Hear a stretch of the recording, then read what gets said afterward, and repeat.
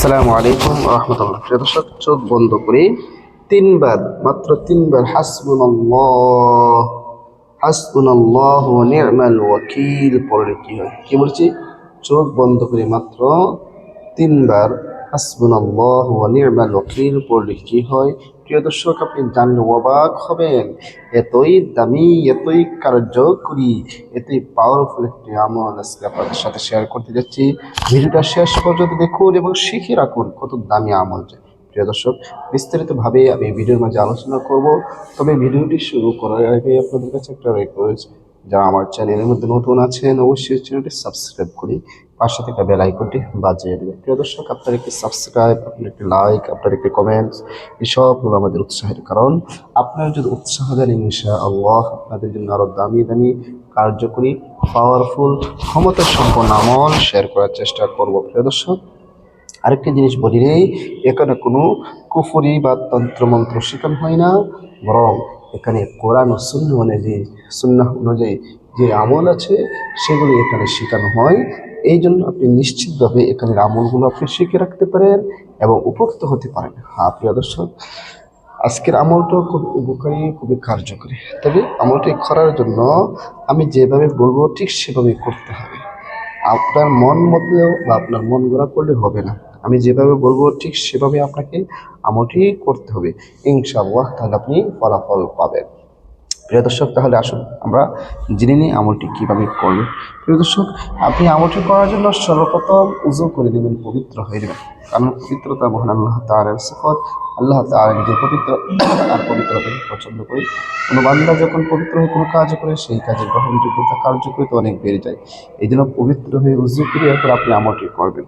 প্রিয় দর্শক, মনে করে আপনি উযু করে নিলেন, পবিত্র হয়ে নিলেন।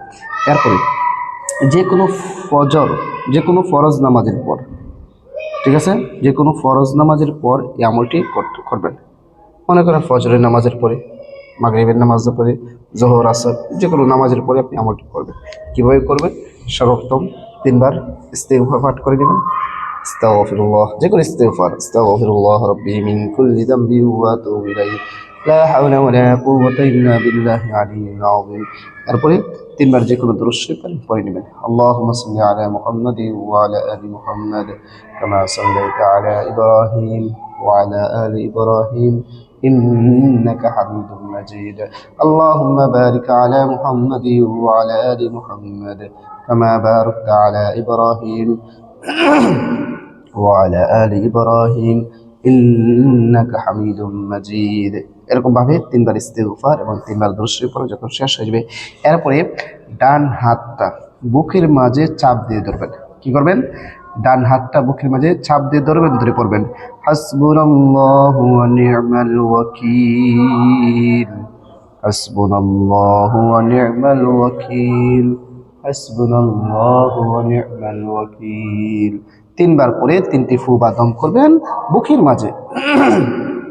এরপর আবার যে কোনো দুরূদ শরীফ পড়বেন, সাল্লাল্লাহু আলাইহি ওয়াসাল্লাম, সাল্লাল্লাহু আলাইহি ওয়াসাল্লাম, সাল্লাল্লাহু আলাইহি ওয়াসাল্লাম। প্রিয় দর্শক, আপনার আমল করা শেষ। এখন আপনি এই আমলটি কেন করবেন? এই আমলটি আপনি যে কোনো নিয়তে আপনি করবেন, ইনশাআল্লাহ আল্লাহ তাআলা আপনার আশা আকাঙ্ক্ষা পূরণ করে দিবে। আপনার নিয়তের এটা পূরণ করে দেবে ইনশাআল্লাহ। তবে আল্লাহর পূর্ণ আস্থা বিশ্বাস থেকে আমলটি করতে হবে। প্রিয় দর্শক, এই আমলটি, ভিডিওটি দেখার পর আমলটি কে কে করতেছেন আমাদের কমেন্টসে জানাবেন। আপনাদের জন্য বিশেষভাবে ইনশাআল্লাহ দোয়া করব। আর ভিডিওটা বেশি করে শেয়ার করে দেবেন, যেন আপনার শেয়ারের মাধ্যমে আরেকজন উপকৃত হতে পারে, আরেকজন লাভবান হতে পারে। এই জন্য ভিডিওটা বেশি করে শেয়ার করে দেবেন। প্রিয় দর্শক, সবাইকে অসংখ্য ধন্যবাদ ভিডিওটি দেখার জন্য। আসসালামু আলাইকুম রহমতুল্লাহ।